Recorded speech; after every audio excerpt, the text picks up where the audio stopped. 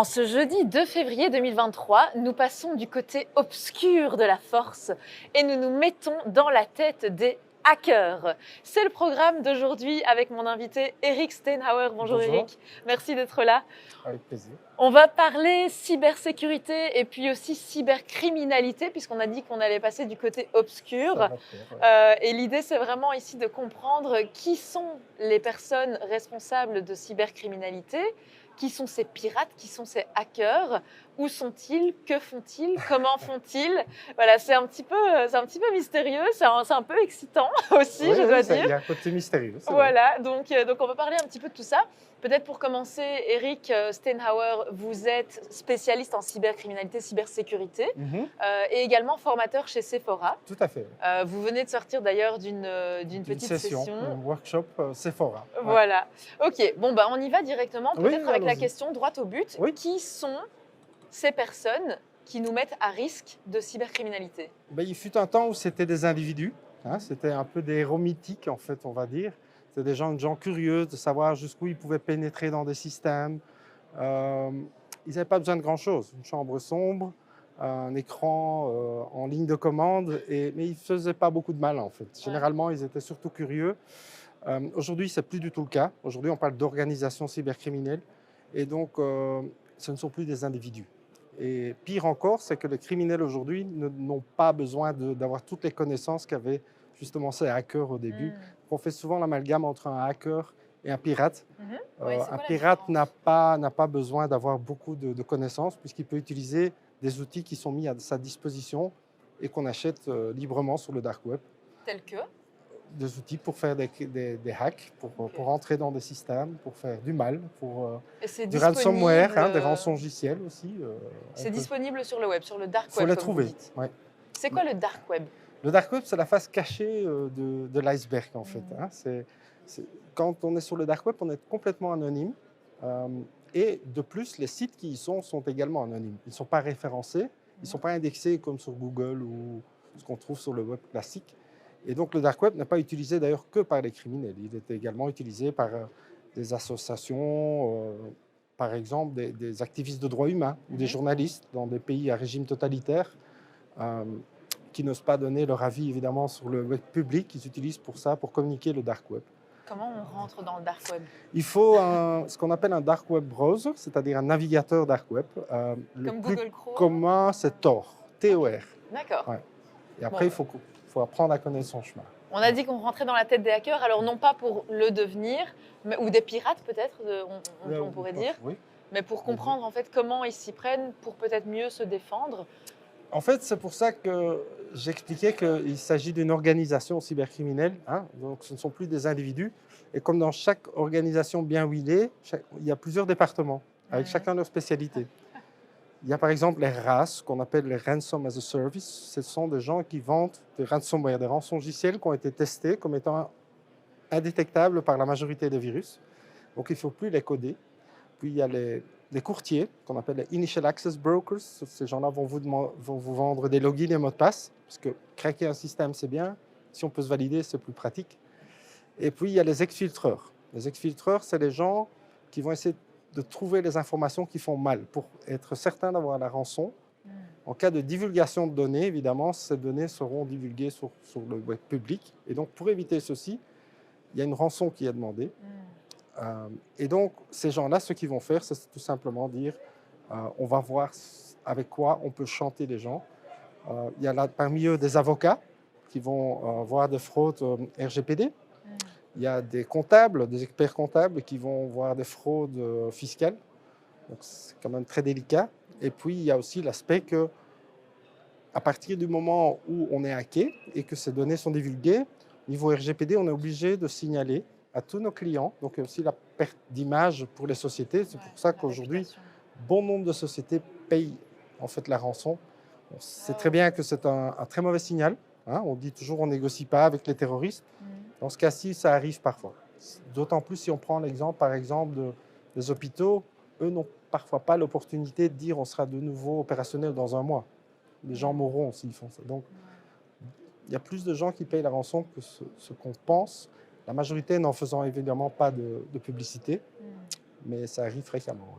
Ça arrive fréquemment. Ok. Et c'est pour ça, évidemment, que le fléau est croissant parce que ça rapporte de l'argent. Ouais. Il n'y a pas d'autre motif. Le motif, c'est l'argent, tout simplement. D'accord. Et eux, ces pirates ou ces hackers arrivent à être anonymes Oui. Il y a pour qu'on ne plusieurs sache façons. pas. Ils ont des VPN. Ils utilisent parfois aussi d'autres ordinateurs qui ont été déjà hackés, mais à l'insu de leurs victimes. Et donc, qui sont en fait des zombies, ce qu'on appelle des zombies, des botnets. Et ils lancent leur attaque à partir de là. Ils utilisent le dark web aussi. Ils utilisent beaucoup de façons qui leur permettent l'anonymat d'une part dans les actes, mais ils ont également l'anonymat dans le paiement de la rançon. C'est ça, oui. Le premier ransomware, rançongiciel, date déjà il y a 30 ans. C'était une disquette. Et puis, pendant 10 ans, on n'a plus rien entendu parler. Pourquoi? Parce que la rançon était demandée sur un compte en banque.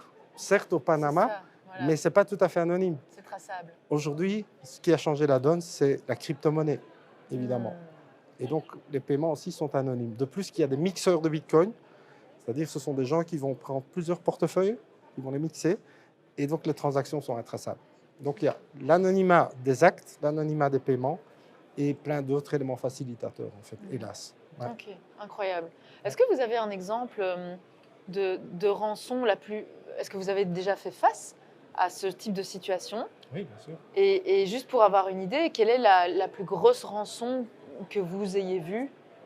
Ça, parle je ne l'ai pas en tête. Je n'ai pas en tête. Mais ça peut être vraiment déjà, il faut connaître le significatif. cours du Bitcoin, Ouais, donc, ce qui n'est pas déjà évident, ouais. puisqu'il fluctue beaucoup.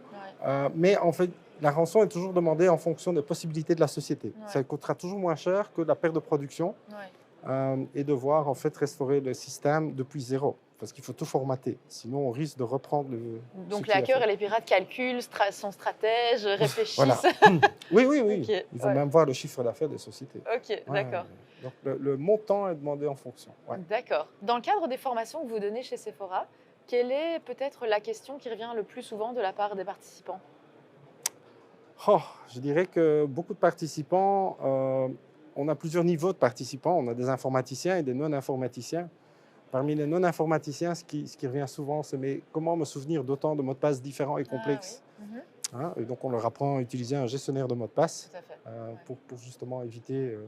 parce que ça, c'est une chose qu'ils ont entendu parler de trousseaux, mais ils continuent à utiliser des mots de passe simples et faciles à retenir, et souvent le même un peu partout. Et donc, ça, c'est une chose sur laquelle il faut fort travailler. D'autant plus qu'un informaticien ne sait jamais comment ses utilisateurs se comportent. On peut être le meilleur informaticien du monde dans une société, on ne sait pas si l'utilisateur va peut-être pas dans sa vie privée utiliser le même mot de passe que celui qu'il utilise dans sa vie professionnelle, par esprit de facilité. Et ça peut compromettre évidemment toute la société.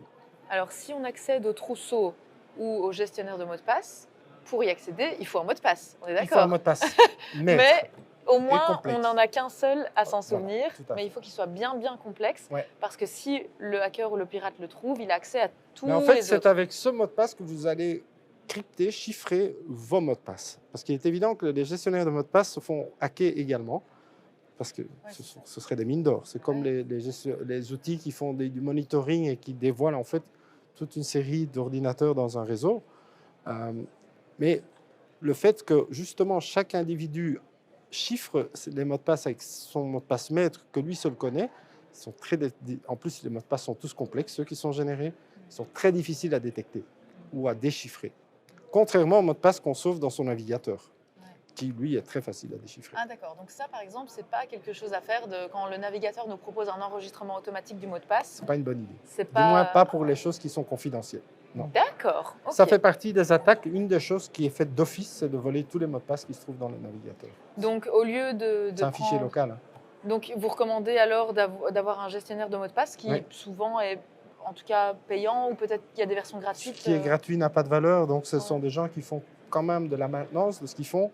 Donc moi je dirais qu'il faut prendre une version payante, on en trouve tout plein. Je ne vais pas dire que l'un est meilleur que l'autre, d'autant plus que je ne les ai pas tous testés. Mais il faut compter à peu près 2 € par mois, donc ce n'est pas la fin du monde. Ce n'est pas non plus... Ça vaut le coup. Très bien. Bon, eh bien, ça fait une bonne première immersion dans la tête des hackers et des pirates. Merci beaucoup pour toutes ces informations. Mais avec plaisir. Écoutez, On a parlé de cybercriminalité, de cybersécurité. C'est un thème parmi beaucoup d'autres qu'on va retrouver ici dans le salon Digitalize à Namur Expo. Merci beaucoup Eric de nous avoir partagé ces quelques informations très importantes, très utiles. Donc, rappelez-vous, utilisez un gestionnaire de mots de passe et pas forcément ce que le navigateur nous propose. Et puis, prémunissez-vous et parlez aux experts. Ils sont là pour vous. En attendant, on se retrouve de l'autre côté et soyez prudents avec votre cybersécurité.